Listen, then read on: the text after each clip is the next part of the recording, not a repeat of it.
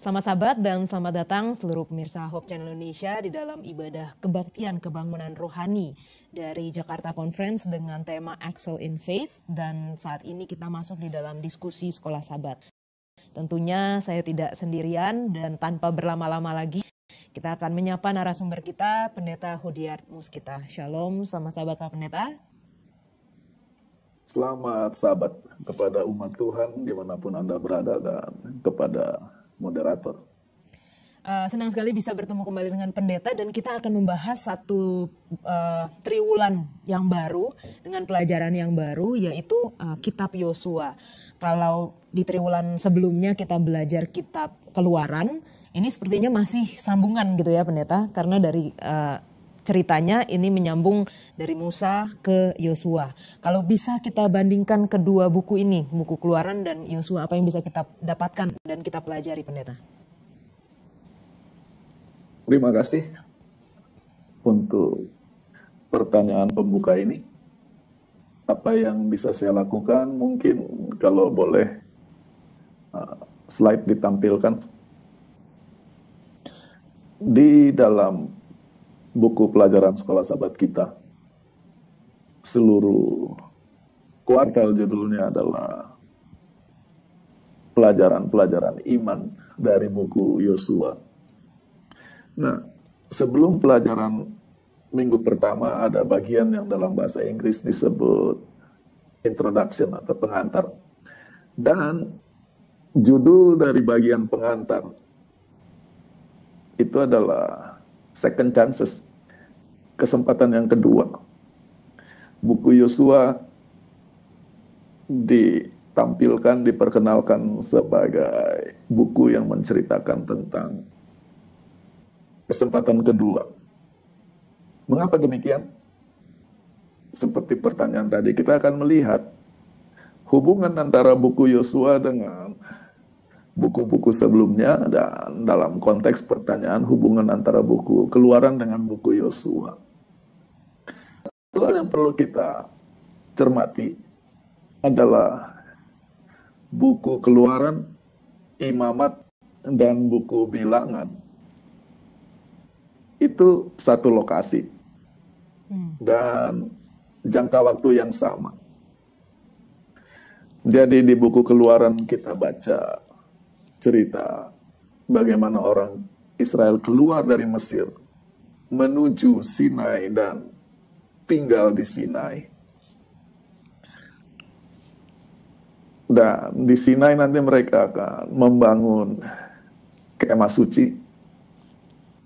Maka di dalam konteks ini, buku Imamat, lokasinya sama dan waktunya sama, instruksi sehubungan dengan pelayanan dan tata cara ibadah di kemah suci. Dan masuk ke dalam buku Bilangan, masih di lokasi yang sama. Musa mengirim 12 mata-mata. Inilah garis besar buku Keluaran, Imamat, dan Bilangan. Seperti kita ketahui, 12 mata-mata pulang. Orang Israel tidak mau masuk Kanaan, maka terjadilah pengembaraan di padang belantara. Yang secara umum dikatakan 40 tahun. Ketika sampai tahun ke-40, kita datang kepada buku Ulangan. Musa mengulangi kembali sejarah selama di padang belantara. Musa mati, masuk Kanaan, Israel masuk Kanaan dipimpin oleh Yosua. Sebenarnya, kalau mata-mata ini pulang dan orang Israel percaya, dari buku Keluaran secara lokasi dan waktu, langsung masuk buku, tapi namanya bukan buku Yosua karena Musanya mungkin masih hidup. Nah, kita akan lihat secara Alkitab jangka waktu yang terjadi. Jadi kalau kita baca di Keluaran 19 ayat 1, pada bulan ketiga, tanggal 1, setelah orang Israel keluar dari Mesir, Mereka tiba di padang gurun Sinai. Jadi sekarang lokasinya di Sinai. Lalu kita ketahui Musa naik pelajaran kuartal lalu. Musa naik ke Gunung Sinai. Orang Israel berdosa membuat anak lembu dari emas. Dan dosa ini membuat apa yang terjadi di Keluaran 33. Boleh Yola tolong baca? Keluaran 33 ayat yang pertama. Berfirmanlah Tuhan kepada Musa, pergilah, berjalanlah dari sini, engkau dan bangsa itu yang telah kau pimpin keluar dari tanah Mesir, ke negeri yang telah kujanjikan dengan sumpah kepada Abraham, Ishak dan Yakub. 2. Aku akan mengutus seorang malaikat berjalan di depanmu. 3. Sebab aku tidak akan berjalan di tengah-tengahmu, karena engkau ini bangsa yang tegar tengkuk, supaya aku jangan membinasakan engkau di jalan. Satu fakta yang menarik, bahwa setelah dosa patung tuangan anak lembu emas di Keluaran 33 ayat 3, Tuhan katakan Tuhan tidak akan berjalan lagi bersama mereka. Dan yang uniknya di pembukaan di ayat 1 dikatakan Musa disuruh memimpin bangsa yang kau pimpin keluar dari Mesir. Jadi Tuhan menarik diri dari keterlibatannya. Kenapa saya baca ayat ini? Sekarang lihat reaksi atau respon Musa terhadap kata-kata Tuhan ini di ayat 7, yaitu mendengar kata-kata Tuhan bahwa Tuhan tidak akan berjalan di tengah-tengah Israel karena mereka bisa binasa kalau berdosa lagi. Musa mengambil kemah dan membentangkannya di luar perkemahan, jauh dari perkemahan, dan menamainya kemah pertemuan. Jadi karena Tuhan tidak bisa di tengah-tengah umatnya, Musa membangun kemah jauh di luar perkemahan supaya Tuhan masih beserta mereka walaupun sudah tidak di tengah-tengah umatnya. Dan fungsi kemah ini adalah tempat Musa dan Tuhan berkomunikasi sehubungan dengan urusan Israel. Ya.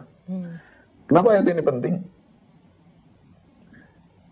Buku Imamat, pasal 1, Tuhan memanggil Musa dan berfirman kepadanya dari dalam kemah pertemuan. Jadi, suasana buku Imamat adalah dalam konteks kemah pertemuan yang dibangun oleh Musa di Sinai. Dan itu sepanjang buku Imamat. Sekarang kita lihat berapa panjang waktu berlalu. Kita perlu ingat begitu kita di akhir buku Keluaran, kemah suci selesai.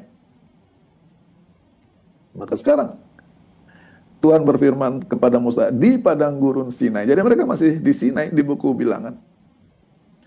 Pada tanggal 1 bulan yang kedua dalam tahun yang kedua. Jadi sekarang sudah 1 tahun habis. Dan perintah Tuhan di ayat 2, hitunglah, makanya nama judul bukunya Bilangan.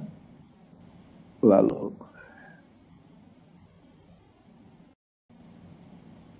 pengutusan 12 pengintai.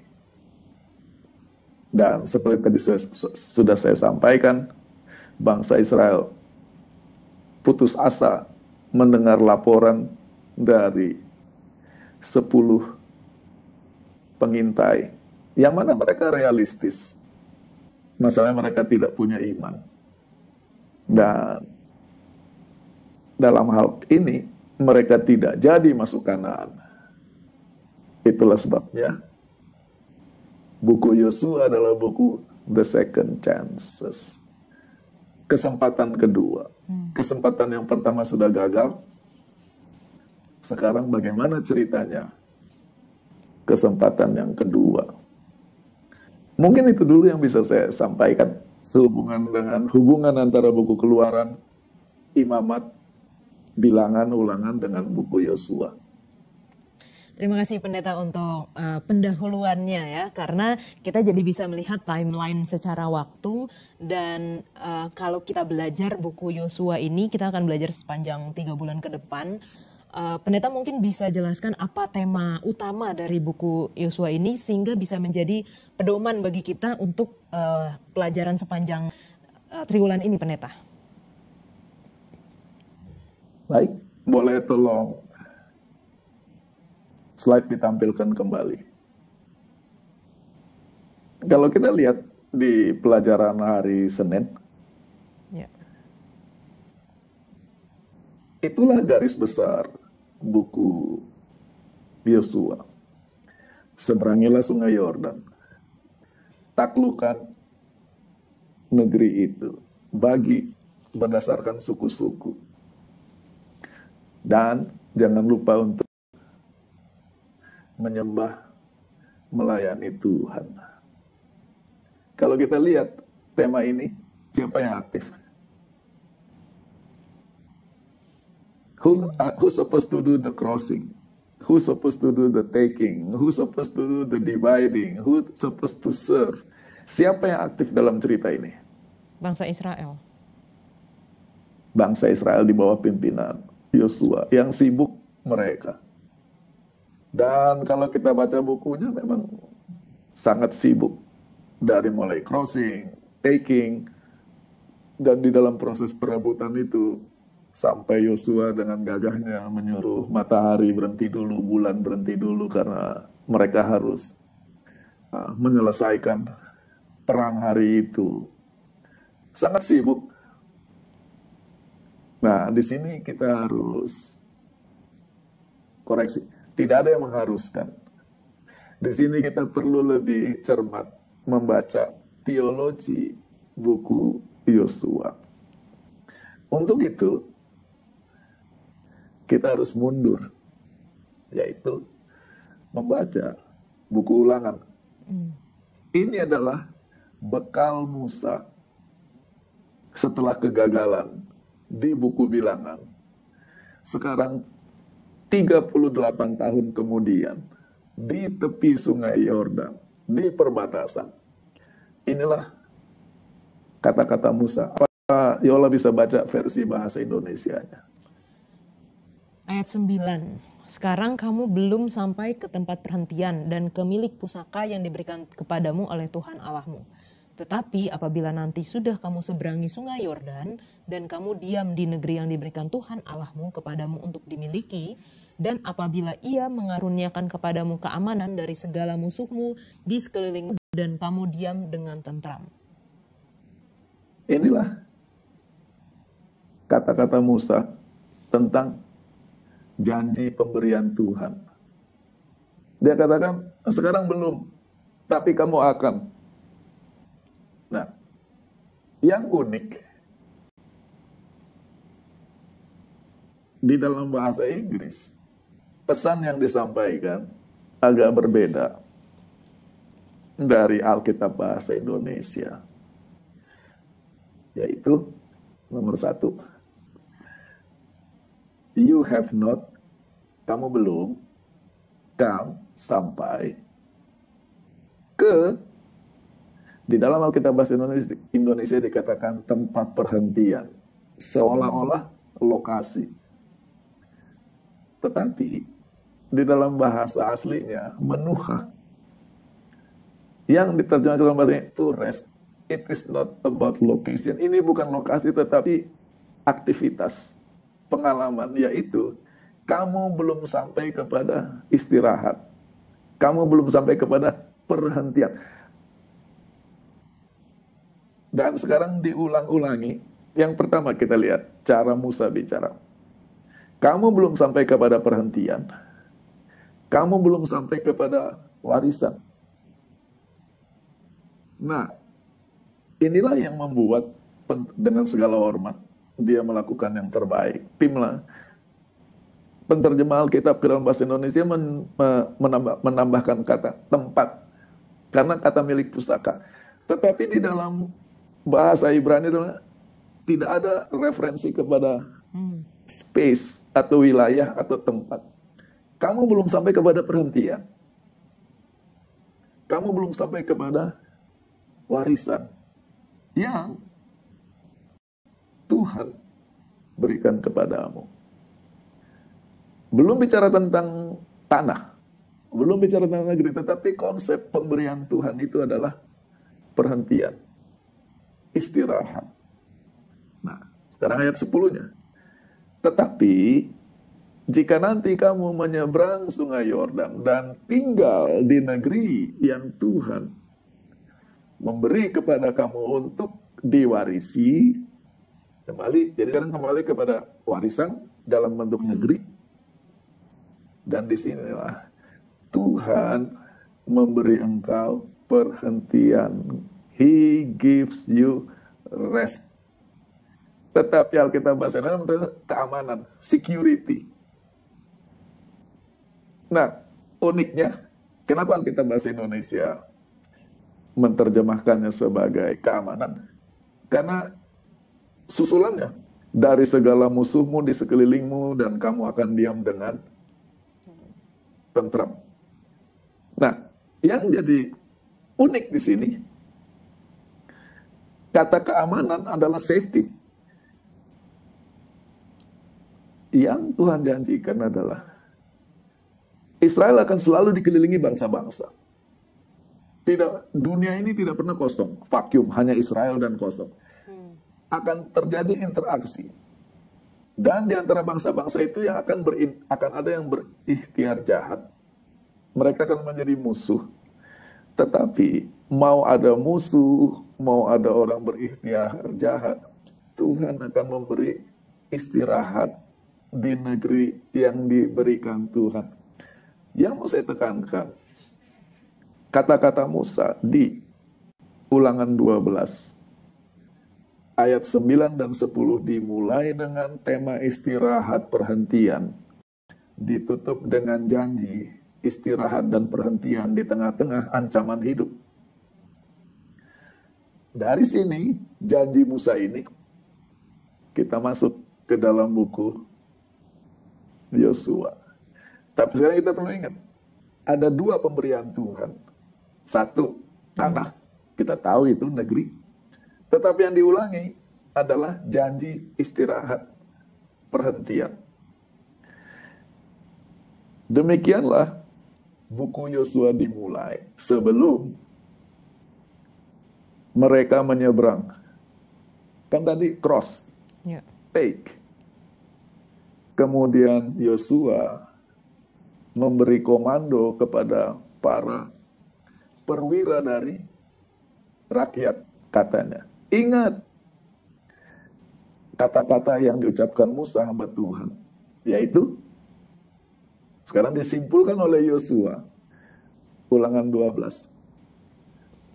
Tuhan memberi kepadamu perhentian dan Tuhan memberi kepadamu negeri. Jadi Yosua paham betul janji Tuhan dan apa yang terjadi. Ini pembukaan buku Yosua. Yosua 1 ayat 10 secara tema ya. Setelah cerita yang tadi, menyeberang, penaklukan, pembagian, inilah penutupannya.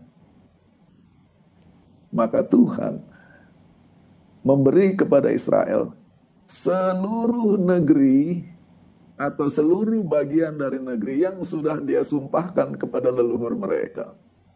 Ayat 43. Tuhan memberi kepada mereka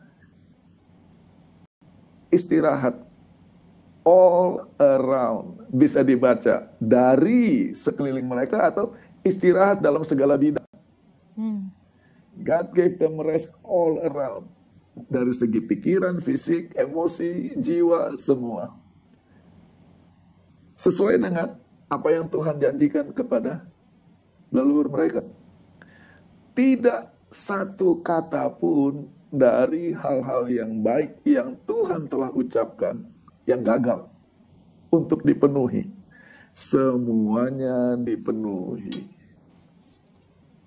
Inilah tema buku Yosua. Maka sekarang yang terjadi adalah unik. Benar? Buku Yosua adalah buku yang sibuk, penuh dengan aktivitas. Seberangi, taklukan, dan itu panjang. Bagi-bagi.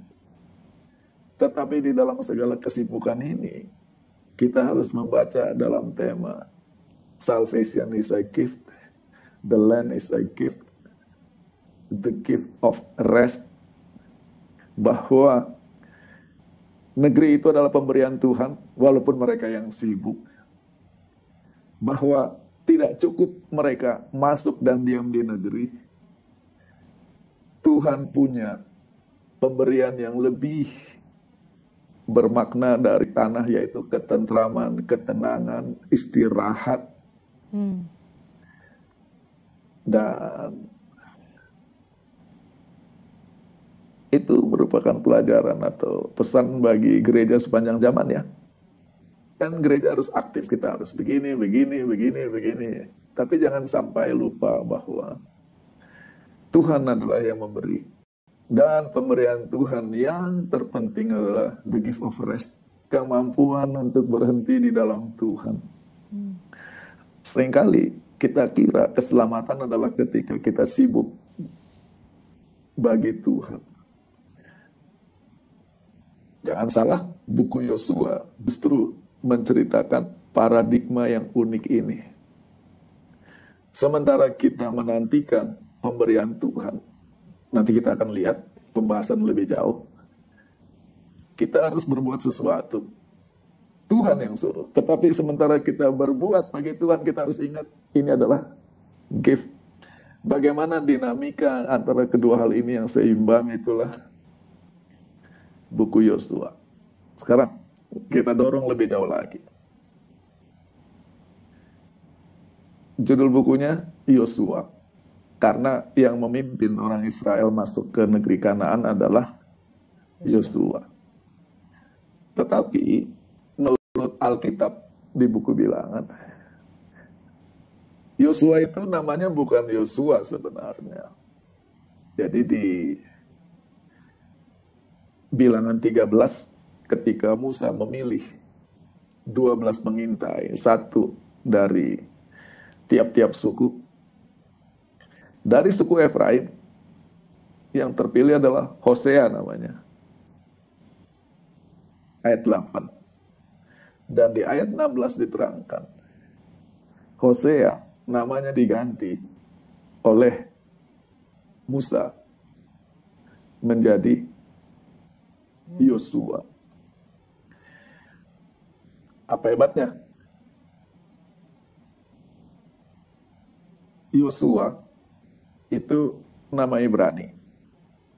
Ketika nama Yosua diterjemahkan ke dalam bahasa Greka jadi Yesus. Yesus adalah versi Greka dari Yosua.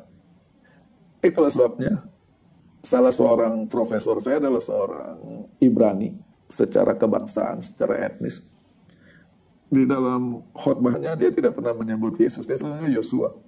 Karena di dalam Alkitab Perjanjian Baru bahasa Ibrani yang namanya Yesus itulah Yosua. Kenapa saya bawakan hal ini? Maka sekarang jadi unik permainan kata di pembukaan buku Yosua.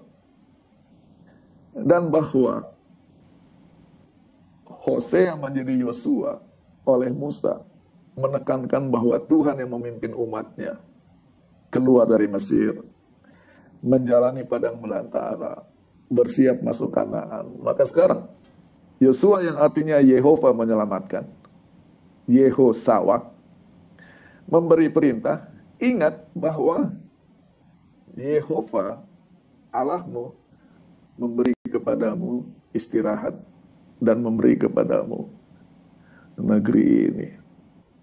Salvation is a gift. Dan fungsi dari keselamatan to be able to rest in God. Boleh saya komentar sedikit bagi sebagian orang akan terganggu mungkin. di dalam bahasa Inggris yang seringkali diterjemahkan ke dalam bahasa Indonesia, ketika seseorang meninggal dikatakan rest in peace. Beristirahat di dalam damai. Pertanyaan, kapan damainya? Kalau orang sudah mati, tidak ada kedamaian. Kenapa? Dia nggak rasa apa-apa. Konsep the rest in peace adalah konsep the peacefulness, kedamaian di akhir hidup ketika berhadapan-hadapan dengan kematian. Karena saya akan mengalami hal itu, saya belum siap untuk mati, bagaimana dengan istri saya, anak saya, bagaimana dengan begini. Kemampuan untuk beristirahat dalam Tuhan sebelum kita menghembuskan nafas, itulah konsep mahal, to be able to rest in peace. Tapi sekarang, itu umum, orang meninggal dikatakan rest in peace, harapannya. Yang dijanjikan Tuhan adalah kemampuan untuk beristirahat dalam damai sepanjang hidup, di tengah-tengah ancaman musuh, di tengah-tengah problema hidup. Itulah buku Yosua. Mungkin itu dulu. Terima kasih penjelasan Pendeta. Kita jadi mengetahui ya secara tema besar, oh ternyata ada sebuah janji, ini bukan hanya tentang bangsa Israel yang menaklukkan Kanaan dan memasuki tanah Kanaan, tetapi ini adalah apa yang Tuhan lakukan dan berikan kepada bangsa Israel dan kepada kita semua, di mana kita memiliki bukan hanya perhentian atau kedamaian dalam perhentian, tetapi juga sepanjang hidup kita punya hari Sabat juga ya Pendeta ya, sebagai perhentian di dalam Tuhan. Oke, kita tunggu. Ya. Itu jadi kata perhentian, karena Yola menyinggung soal Sabat. Sayang kita tidak bisa tampilkan ayatnya, yaitu ayat tentang hari Sabat di Kejadian pasal 2. Ketika buku Ulangan dan buku Yosua, Yola mau baca ayatnya? Boleh Pendeta. Coba baca Kejadian 2 ayat 2 dan 3. Ketika Allah pada hari ke-7 telah menyelesaikan pekerjaan yang dibuatnya itu, berhentilah ia pada hari ke-7 dari segala pekerjaan yang telah dibuatnya itu. Lalu Allah memberkati hari ke-7 itu dan menguduskannya, karena pada hari itulah ia berhenti dari segala pekerjaan penciptaan yang telah dibuatnya itu. Pertanyaan, ada kata Sabat atau tidak di dalam ayat itu? Dalam 2 ayat itu? Bahasa Indonesianya nggak ada Pendeta. Mau bahasa Indonesia, mau bahasa Inggris, mau bahasa apapun, tidak ada. Kecuali bahasa Ibrani. Yaitu kata yang diterjemahkan sebagai berhenti. Jadi dan uniknya berhenti kan kata kerja. Bukan penunjuk waktu. Selama ini kan hari Sabat, waktu. Wayisbat, maka kata berhenti bisa diganti dengan bersabat sebagai kata kerja. Nah, yang mau saya sampaikan, kata berhenti di Kejadian 2 ayat 2 dan 3 adalah kata bahasanya Sabat. Sementara perhentian, istirahat yang disampaikan di Ulangan tadi dan buku Yosua adalah manuah. Nah, apa bedanya dan apa hubungannya? Manuah adalah istirahat yang dihubungkan dengan lokasi, yaitu negeri. Kita istirahat kan perlu tempat. Mau di kursi, mau di sofa, mau di tempat tidur, atau kalau tidak ada rebah. Kita perlu lokasi untuk beristirahat. Jadi ini katanya unik, aktivitas beristirahat. Maksudnya the act of resting, ya bahasa Inggrisnya. Sementara kata Sabat sebagai berhenti, dan itu adalah Tuhan, adalah kehadiran Tuhan. Nah, jadi dua hal ini berkaitan saudara.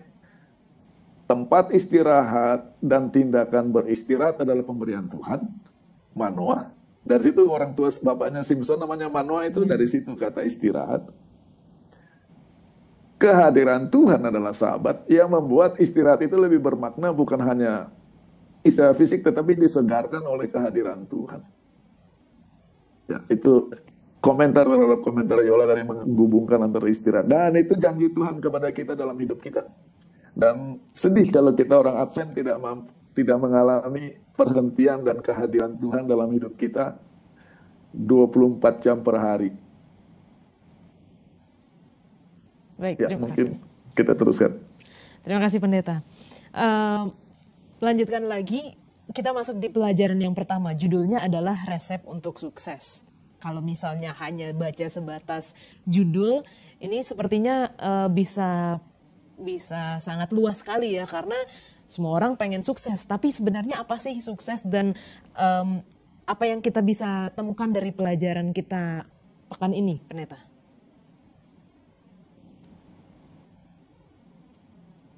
Sehubungan dengan pelajaran pekan ini yang judulnya adalah resep untuk sukses, maka peranan saya pada hari ini bisa dilihat dari dua sisi.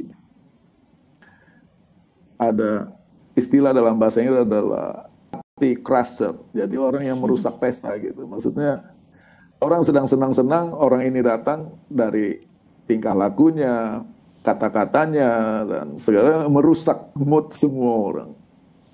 Perusak. Jadi nanti keterangan saya tentang sukses ini akan merusak kenikmatan orang-orang yang merindukan sukses. Tapi saya katakan, peran saya bisa dilihat dari dua. Satu, perusak. Yang kedua, seorang dokter. Ketika seorang dokter, yang mana seringkali dihubungkan dengan kata vonis. Jadi ketika seorang dokter menyampaikan kepada pasien kondisi kesehatan sang pasien, belum pernah saya dengar, mungkin ada kejadiannya bahwa dokternya itu diserang oleh karena kata-katanya. Wasit sepak bola bisa diserang oleh pemain ketika penaltinya tidak disetujui atau kartu kuningnya tidak disetujui. Pemain badminton masuk atau keluar bisa ribut dengan wasit. Ketika seorang dokter mengatakan Anda kanker, gula Anda tinggi, nggak pernah dipukulin dokternya. Karena dia menyampaikan fakta. Nah, jadi apakah saya mau dilihat saya perusak atau sebagai orang yang menyampaikan fakta, itu urusan masing-masing. Bicara sukses di buku Yosua. Nah, jadi fungsi saya pada hari ini adalah membahas konsep dan tema sukses di dalam konteks buku Yosua. Jadi bisa saja tema sukses dari perspektif lain, tapi fungsi saya pada hari ini adalah menjelaskan buku Yosua. Apa yang kita bisa pelajari dari buku Yosua sehubungan dengan tema sukses? Sukses is unrepeatable. Sukses tidak bisa diulang. Nah, untuk itu kita baca Alkitab. Boleh tolong tampilkan slide supaya kita bisa baca. Boleh Yola baca versi bahasa Indonesia dari Yosua 1 ayat 1 dan bagian pertama ayat 2. Sesudah Musa hamba Tuhan itu mati, berfirmanlah Tuhan kepada Yosua bin Nun, abdi Musa itu, demikian, hambaku Musa telah mati.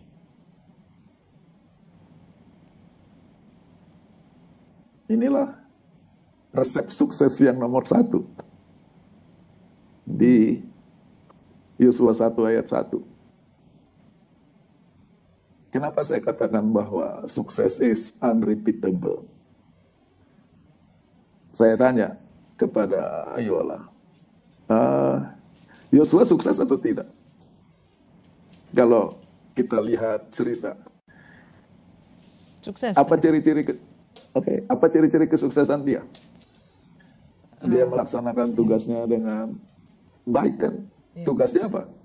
Membawa orang Israel to cross, menyeberang, to take, to divide, dan di akhir buku dia memberi dorongan nasihat.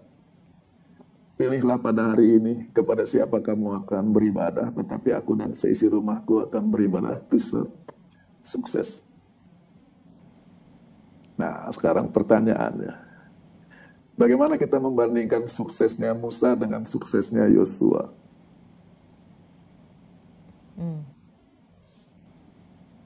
Apa yang membuat Yola berpikir? Atau adalah suatu kebodohan membandingkan suksesnya Musa dengan suksesnya Yosua? Mengapa suatu kebodohan? Yosua tidak bisa jadi Musa. Mau dia seberusaha apapun, yang namanya Musa adalah Musa, yang namanya Yosua adalah Yosua. Dan inilah banyak orang gagal menikmati sukses dalam hidupnya karena mereka ingin menyamai orang. Sukses itu bukan kompetisi. Saya kepengen menjadi si anu. There is no point of becoming someone. Sukses terbesar dalam hidup adalah ketika saya menjadi diri saya. Seperti saya ada. Dan kalau kita baca ayat ini, secara status, siapa lebih hebat? Musa atau Yosua? Coba lihat di bahasa Inggris. Apa statusnya Musa? Servant of the Lord. Sementara statusnya Yosua? Moses assistant. Bukannya dia, apakah dia melayani Tuhan? Yosua? Iya. Tetapi status dia bukan hamba Tuhan. Asistennya Musa. Dan karena status dia asistennya Musa, maka dia tidak sukses. Tapi memang dia asistennya Musa. Tapi kalau dia mimpi-mimpi, kenapa saya cuma asistennya Musa? Kenapa nama saya tidak dikaitkan dengan itu? Banyak orang gagal sukses karena itu. Terpukau dengan status orang lain.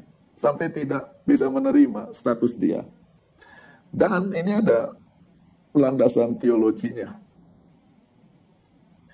Di Kejadian pasal 1, ayat 26-27, kita tahu dengan sangat baik. Tuhan berkata, marilah kita menciptakan manusia, bukan laki-laki ya, human, menurut gambar dan rupa kita. Lalu di Ulangan 6 ayat 4 kita dengar, kata, dengarlah Israel, Tuhan itu, Allah kita dan Tuhan itu satu. Yang sudah berapa kali, saya sudah terlalu sering tampil di Hope Channel. Kata ehad satu di sini bukan jumlah, tetapi uniqueness. Tuhan itu unik. Tidak ada oknum di seluruh alam semesta seperti Tuhan, hanya Dia unik.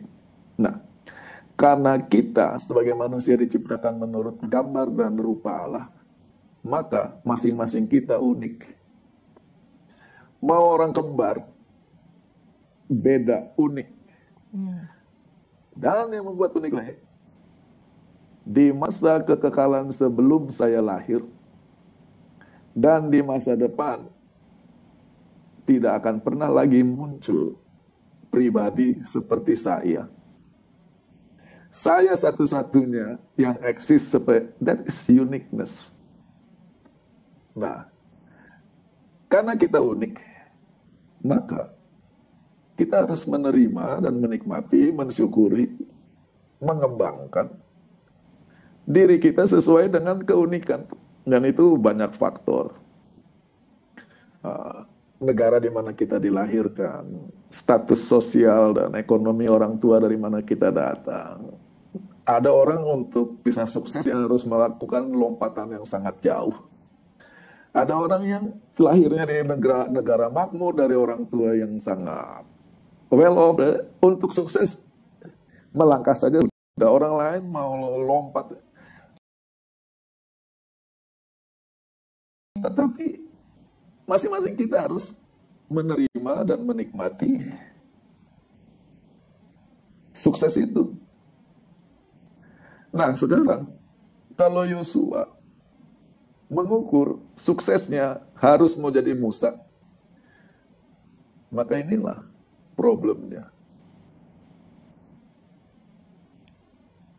Ulangan 34 ayat 10 dan 11. Seperti Musa, tidak ada lagi nabi yang bangkit.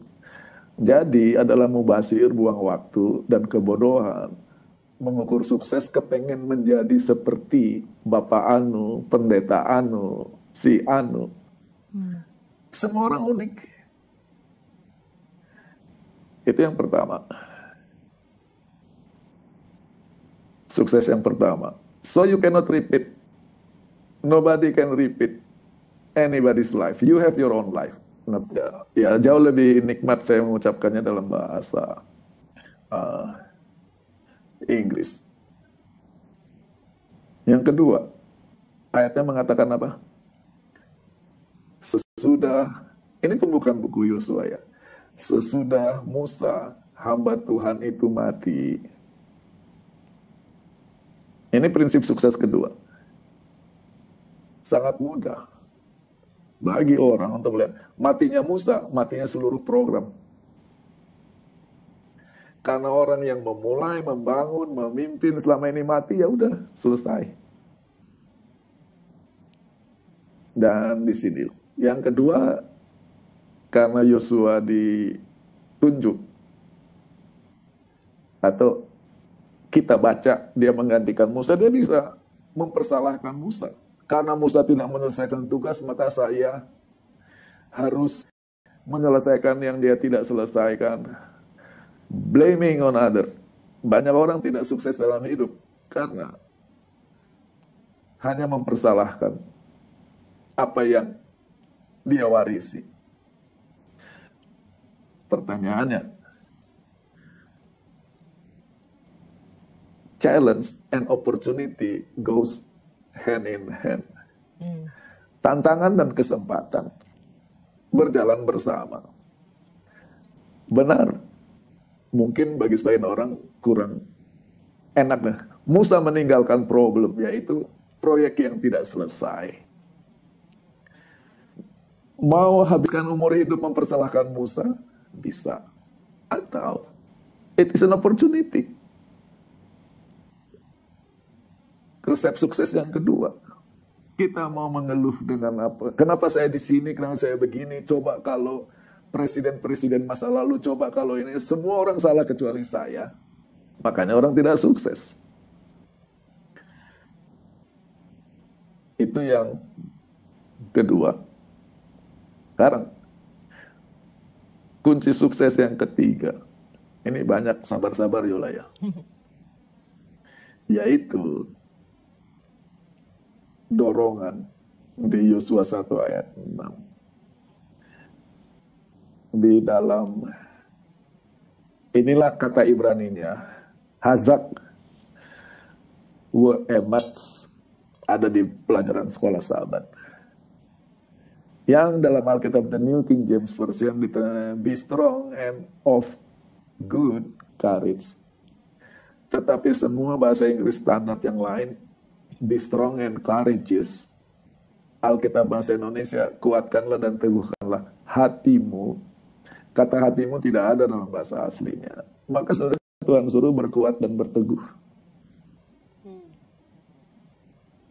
Lalu tafsiran The New King James Version mengatakan, kamu mau berkuat dan berteguh untuk apa? For a good cause. Untuk hal yang baik. Karena banyak orang berkuat dan berteguh untuk hal-hal yang tidak baik. Semangat sekali. Coba kalau semangat dan keteguhan dan kekuatannya untuk hal yang baik, ya itu sudah cerita lain. Nah, saya sudah kasih bocoran sekarang. Yaitu menurut The New King James Version,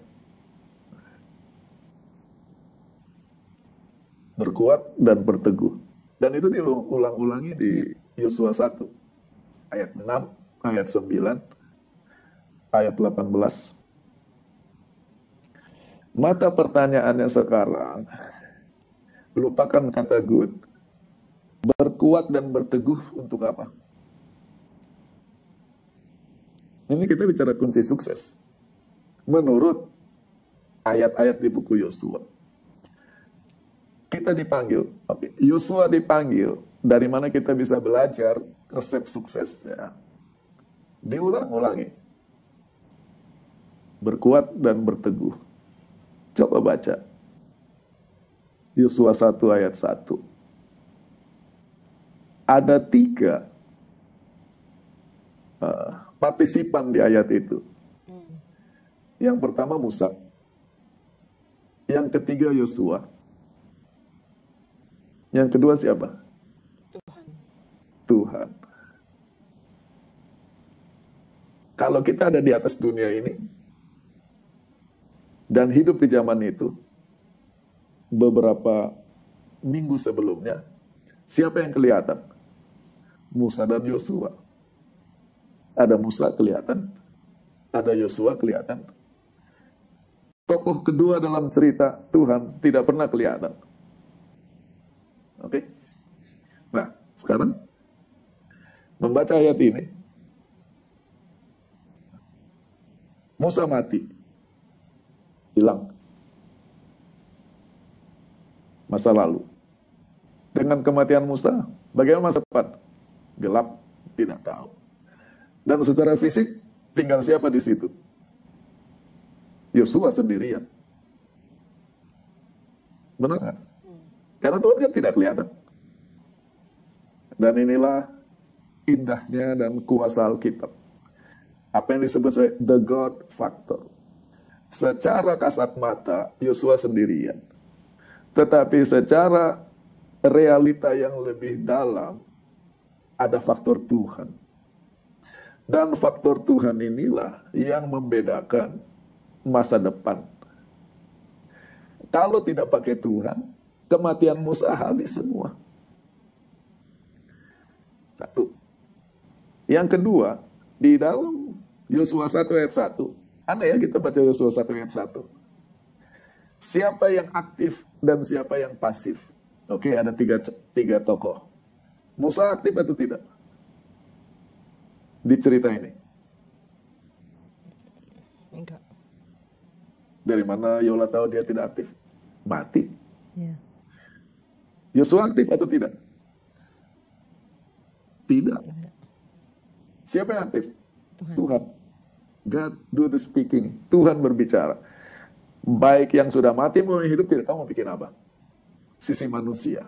Yang aktif Tuhan. Itulah kunci sukses.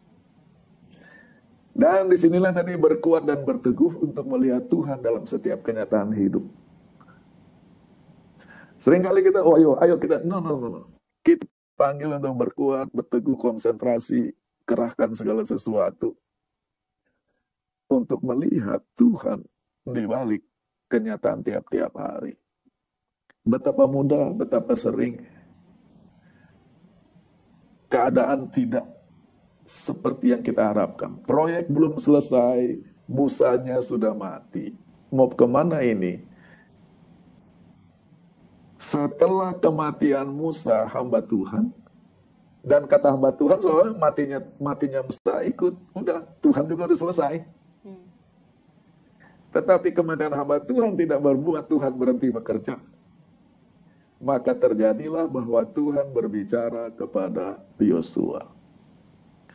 Bagi Yosua, masa depan, masa lalu adalah sangat indah, tetapi sudah tidak bisa diulang dengan kematian Musa. Masa depan tidak tahu. Apa kata-kata Tuhan? Now. Musa udah mati. Kamu pikirin Musa tidak merubah kan? Now. Sementara kita tidak tahu masa depan mau bagaimana. Masa lalu sudah tidak bisa dirubah. Kita menyembah Tuhan yang present. Tuhan masa kini. Yang menolong kita melangkah masa kini. Now, therefore arise, bangun. Sekarang kamu yang jalan. Itu kunci suksesnya. Lalu, ini janji Tuhan. Yosua 1 ayat 5. Oke, ayat 2. Bangun, pergi, seberangi Yordan. Orang Yosua diperintahkan Tuhan untuk melakukan yang Musa yang hebat itu tidak sanggup lakukan, menyeberangkan orang Israel. Yosua tidak pernah sehebat dan sebesar Musa, tetapi Yosua punya pekerjaan yang Musa tidak pernah bisa lakukan. Setiap orang unik tempatnya dalam sejarah pekerjaan Tuhan. Lalu, ini janji Tuhan. Sebagaimana aku menyertai Musa, maka aku akan menyertai engkau. Dan aku tidak akan pernah meninggalkan engkau atau mengkhianati engkau. Inilah panggilan, kuatkan, teguhkan kepada Tuhan yang akan menyertai. Walaupun seringkali problema hidup kelihatan terlalu besar. Lalu, lebih jauh lagi, kenapa Tuhan begitu berkepentingan kepada Yosua? Ayat 2. Kamu bangkit, pergi, bukan supaya kamu hebat, Yosua. Saya punya kepentingan dengan umat. I am giving the land to the people. And for that I need you. Kunci sukses.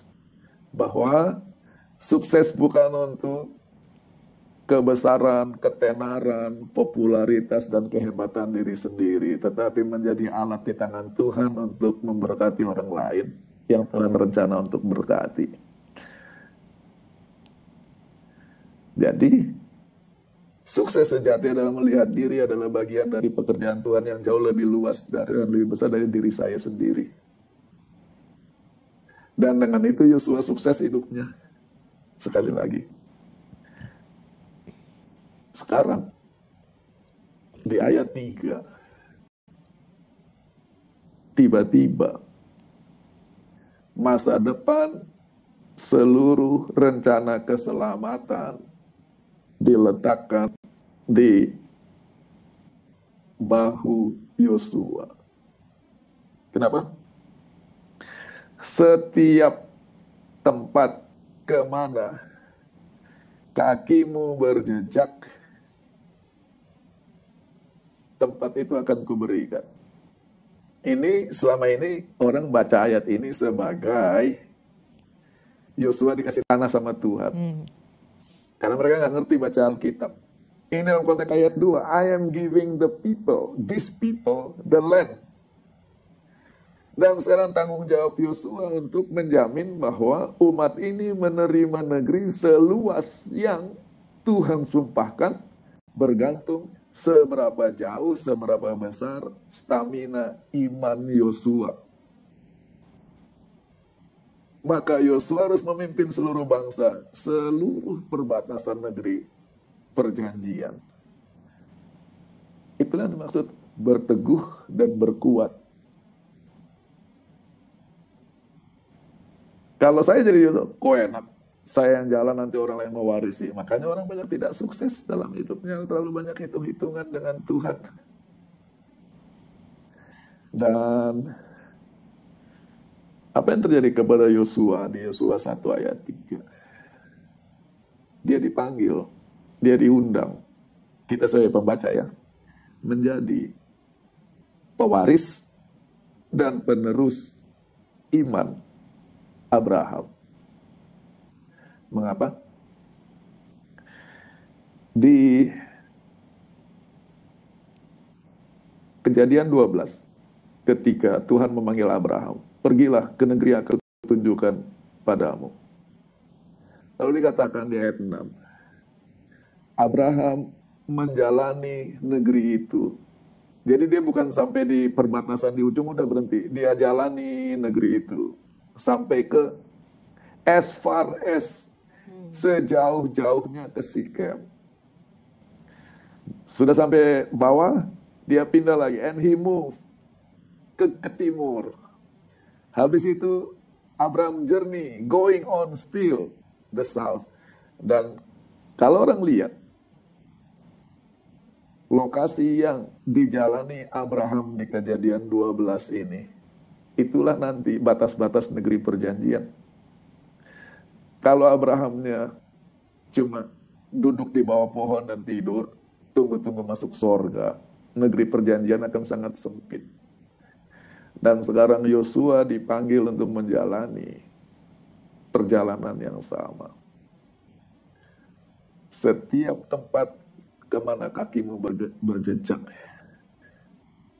kita dipanggil Tuhan untuk berjalan sejauh-jauhnya dalam iman bagi Tuhan, dalam pelayanan, dalam jadi berkat bagi orang lain. Itulah resep sukses di buku Yosua.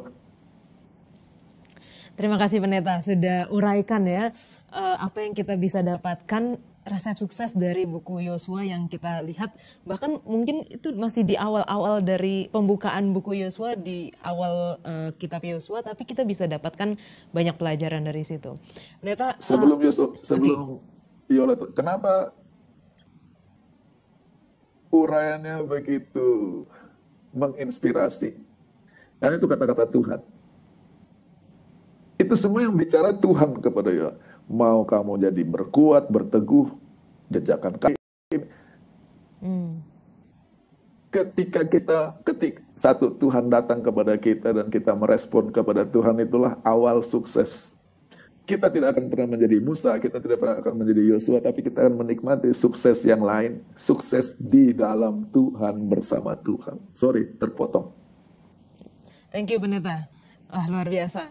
Saya jadi ingat Yusuf yang disertai oleh Tuhan itu God factor ya Pendeta ya. Oke, kita lanjutkan lagi pelajaran kita. Tadi Pendeta sudah sebutkan salah satu judul per hari dari pelajaran pekan ini, cross, take, divide, serve. Kalau dalam bahasa Indonesianya seberangi, rebut, bagi-bagi, layani. Apa yang Pendeta bisa jelaskan atau uraikan dari kata-kata ini, dari perintah ini, Pendeta? Tadi kita sudah membahas sisi indah, sisi berkat, sisi pemberian keselamatan buku Yosua. Resep sukses.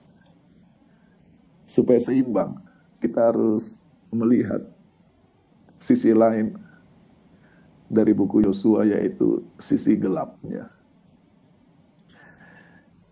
Secara kenyataan, saya tidak akan bicara benua lain, karena nanti topiknya jadi sangat melebar.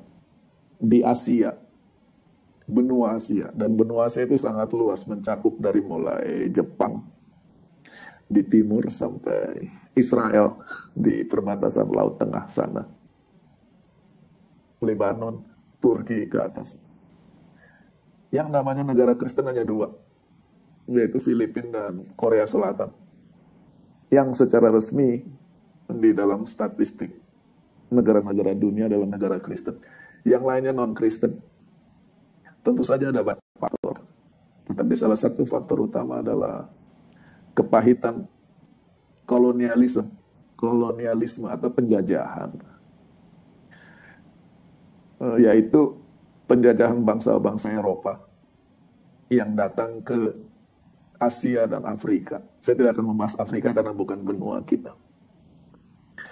Uniknya, salah satu cara untuk melihat apa yang terjadi, para penjajah ini, terutama orang Belanda, juga orang Inggris, mereka terinspirasi oleh buku Yosua.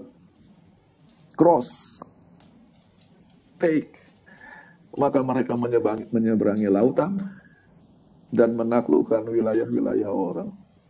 Mereka berpikir mereka adalah Israel. Dan ketika mereka datang ke negeri orang, mereka melihat penduduk setempat sebagai orang-orang Kanaan yang harus dibasmi. Dan moto mereka dimulai dengan Portugis yang datang ke Maluku. 3G, 3Gs, God, Gold, Glory. Tuhan, emas, dan kemuliaan bangsa. Jadi, kolonialisme itu didorong oleh semangat menginjil, menyebarkan kekristenan, tapi juga menjarah kekayaan bangsa-bangsa yang mereka datangi. Dan semakin kaya dan semakin luas jajahan mereka, semakin glorious, semakin mulia bangsa mereka. Itulah sebabnya kekristenan dipandang dengan sangat negatif, termasuk di Indonesia. Ketika saya menjadi Kristen, agama penjajah, salah kaprah. Dan kalau di tempat lain, penjajahan selesai, penjajahnya pulang. Indonesia contohnya, orang Belandanya pulang. Afrika Selatan ceritanya unik. Dari sini ada konsep apartheid, yaitu orang Belanda terlalu lama tinggal di Afrika Selatan dan terlalu banyak. Dan mereka sudah begitu lama sampai mereka sudah jadi rasa mereka orang Afrika Selatan, sudah tidak melihat dirinya saya orang Belanda. Sudah tinggal di Afrika yang bukan tanah Belanda, tapi kelakuannya kayak modal buku Yosua. Mereka pemilik tanah dan penduduk setempat mereka perlakukan sebagai manusia kelas 2. Ketika membantai orang pribumi, merasa sedang melakukan kehendak Tuhan. Ngeri sekali kalau orang baca Alkitab begitu. Maka nomor 1 yang perlu kita harus hati-hati dengan buku Yosua. Tidak ada yang namanya perang suci di luar dari penaklukan Kanaan. Kalau saya tadi katakan, sukses cannot be repeated.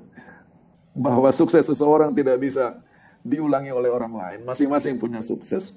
Maka, penaklukan negeri Kanaan seperti yang diceritakan di buku Yosua is unrepeated.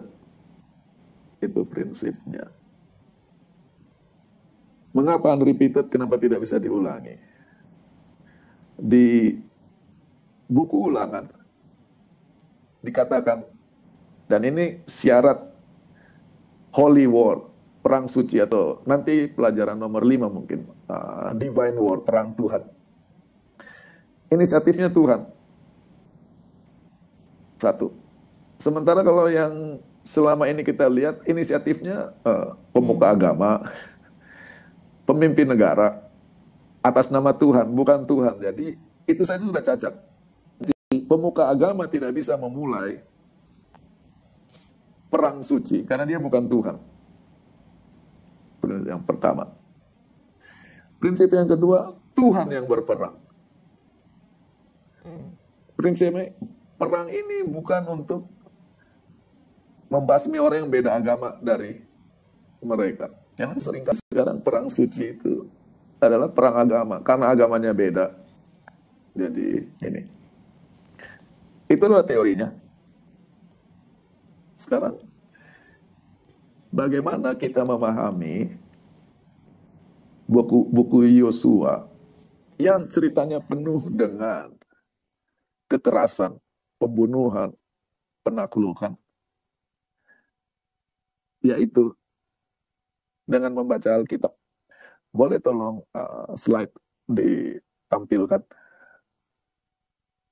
Ya. Di Kejadian 15. Inilah kata-kata Tuhan kepada Abraham, yang mana saya singkatkan. Sesungguhnya keturunanmu akan menjadi orang asing dalam suatu negeri yang bukan kepunyaan mereka. Dan bahwa mereka akan diperbudak dan dianiaya. Itu cerita perhambaan di Mesir. Tapi setelah itu, ayat 16, keturunan yang keempat akan kembali ke sini, ke tanah di mana Abraham hidup, yang tadi sudah kita bahas. Kenapa harus tunggu? Inilah kuncinya. Sebab sebelum itu, kedurjanaan orang Amori itu belum genap. Kejadian 15 ayat 16 adalah ayat penting untuk memahami cerita perang di buku Yosua. yang mana saya tidak punya waktu untuk menjelaskannya karena itu ada di buku Nabi-Nabi dan tidak dibahas di Alkitab.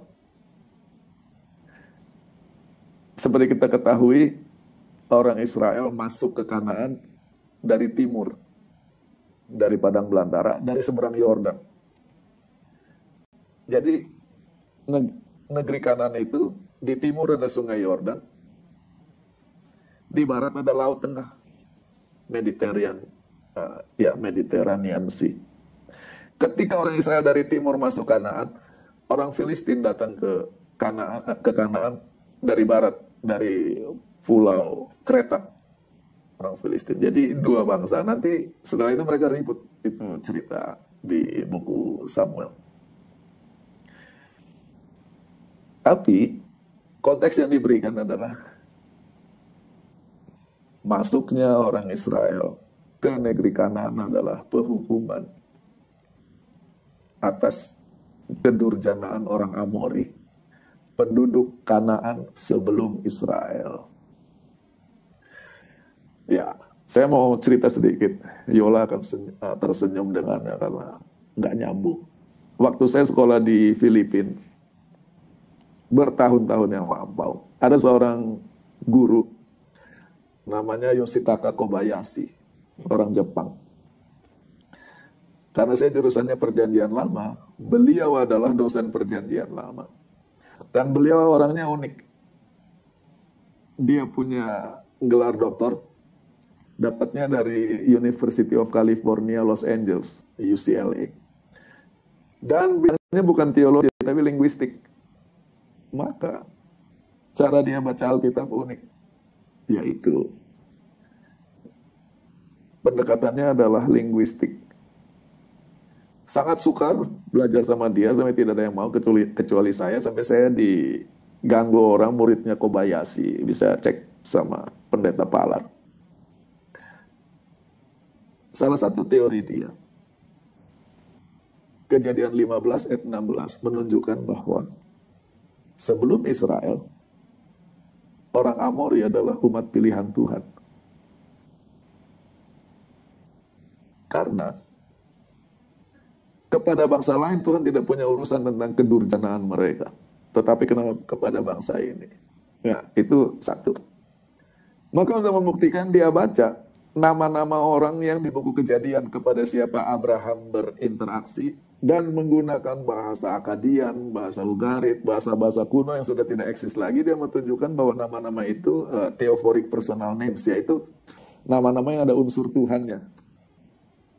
Contohnya nama-nama di Alkitab pakai L, itu singkatan Elohim, Daniel, Samuel, Yoel, Mikael.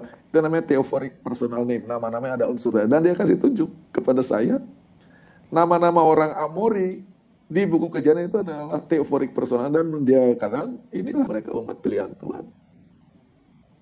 Jadi masuknya orang Israel ke negeri Kanaan adalah penghukuman terhadap orang Amori yang berdosa kepada Tuhan. Dari sini kita bisa paham, itulah sebabnya hartanya tidak boleh diambil, ternaknya harus dimusnahkan semua. Nah, sabar ya. Sekarang kita punya Alkitab Perjanjian Lama. Sesudah Alkitab Perjanjian Lama kita, habis buku Ulangan, 5 buku Musa, dimulai dengan buku Yosua. Nanti disebutnya buku sejarah, buku-buku sejarah. Yosua, Hakim-Hakim, lalu Samuel, dan sampai buku Tawarik. Dari situ masuk buku Ayub. Dan baru Nabi-Nabi. Alkitabnya orang Ibrani, walaupun bukunya sama, susunannya beda. Setelah 5 buku Musa, Kejadian sampai Ulangan, buku Yosua. Nah, di dalam Alkitabnya orang Ibrani, buku Yosua itu disambung kepada buku Hakim-Hakim, kepada buku Samuel, dan kepada buku Raja-Raja. Selesai buku Raja-Raja, disambung dengan buku Yesaya sampai Maleakhi. Susunan ini sangat penting untuk memahami paradigma berpikir orang Ibrani. Yang mana hilang di antara orang Kristen sampai kita nggak ngerti cara baca buku Yosua. Yaitu, buku Yosua dimulai dengan masuknya orang Israel ke Kanaan. Buku Dua Raja-Raja ditutup dengan dibuangnya orang Israel dari Kanaan. Oke? Nah, jadi itu Yosua sampai Dua Raja-Raja. Masuk, dibuang. Disambung dengan buku Yesaya, Yeremia, Yesaya. Apa isinya? Teguran menerangkan kenapa mereka dibuang. Jadi, bangsa Israel tidak lebih dari orang Amori. Yang namanya negeri perjanjian itu adalah negeri milik Tuhan, pemberian Tuhan, dan hidup harus selaras dengan Tuhan. Kalau kamu tidak hidup selaras dengan Tuhan, kamu akan dibuang dari negeri itu. Dan pembuangannya satu, dengan cara dimusnahkan. Itulah sebabnya kita ngerti kan buku Yosua. Inilah pembukaan buku Yesaya yang mana bagi orang Ibrani selesai baca cerita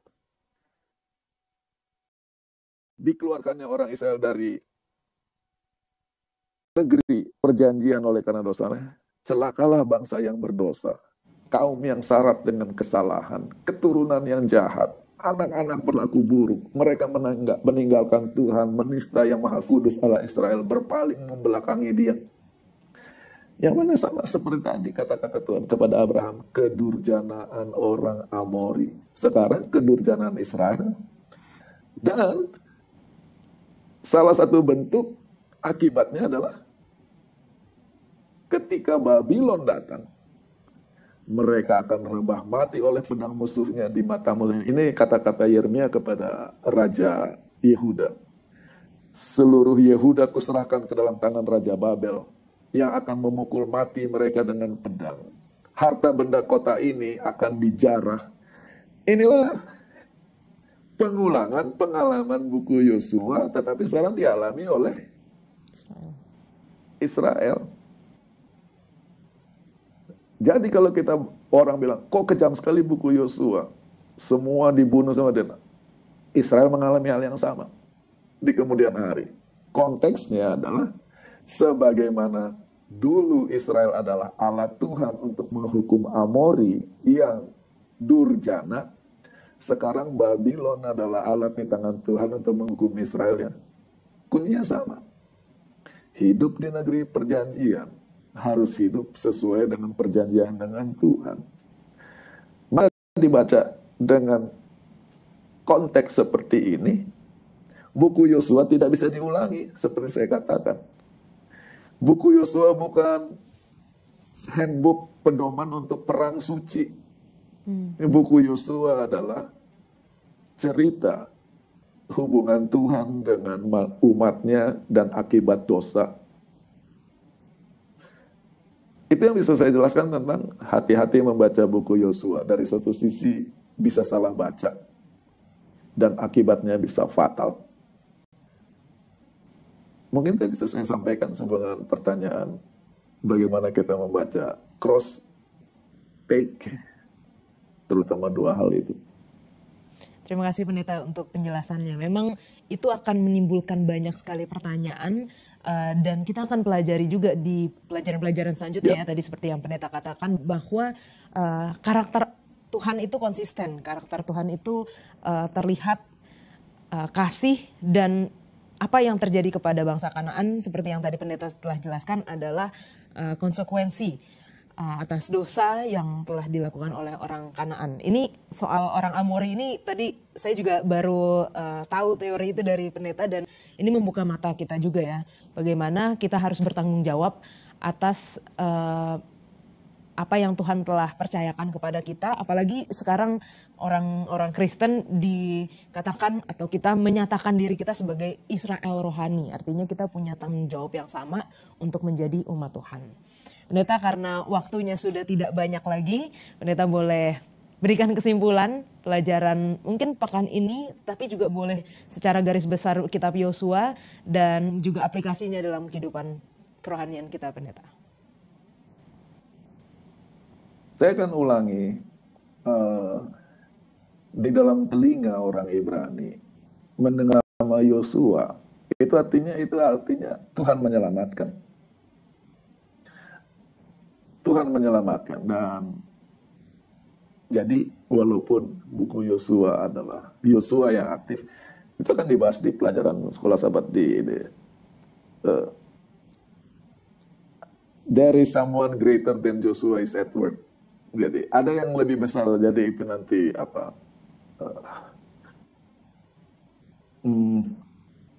Istilahnya type and anti-type. Jadi Yosua ini nanti menggambarkan Yesus dan seterusnya. Dan Tuhan yang bekerja. Tapi hal yang jarang ditangkap orang adalah a gift.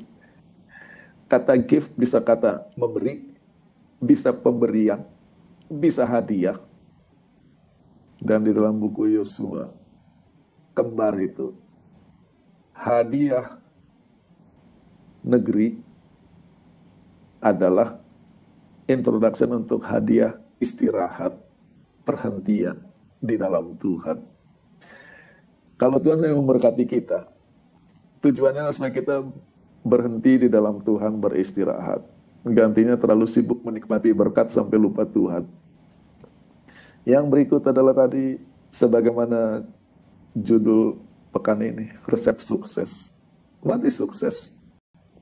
Buku Yosua mengatakan, minimal di pembukaan, dan akan lebih dipertegas daripada sukses yang terbesar adalah melihat Tuhan dalam hidup kita. Ketika melihat Tuhan adalah yang aktif dalam hidup kita dan kita adalah bagian dari segala pekerjaan Tuhan, terutama untuk jadi berkat bagi orang lain. Mungkin itu yang bisa kita ambil sebagai